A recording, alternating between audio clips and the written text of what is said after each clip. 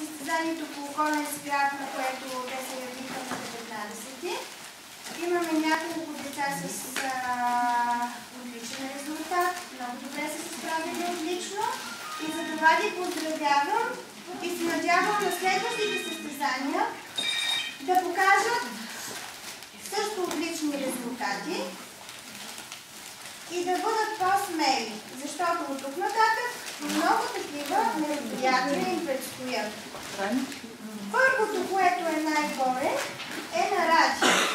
Ради е изкарал максимален брой точки 50. Заповядай, Ради, да си получиш грамотата от Сдружението на българските начални учители. Заповядай. И се надявам, дай да ти стисна ръчичката, и се надявам все така да продължаваш да се учиш. Честито!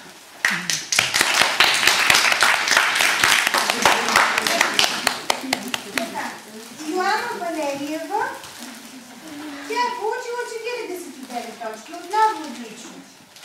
Само на едно място не Йони. Искам да ти стигна ръчичката и по-смело. Роберт! Къде е? Ела, Роби! Честито!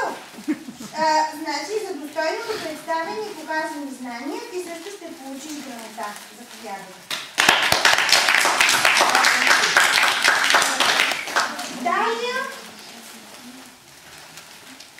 Така, искам Дария също да изтисна другата ръчичка.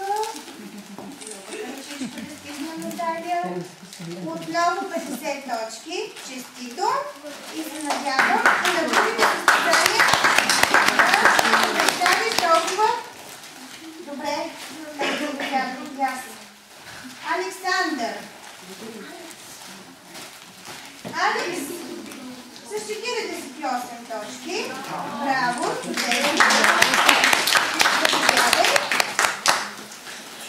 Светослава. Къде е Светли? Максимален брой точки. Честито, Светли.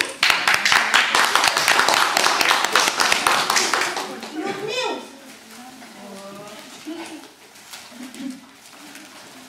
Честито на Людмил. Също отлично представяне.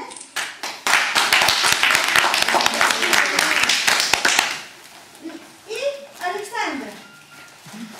Тя се попритисни. Също максимален брой точки. Честито.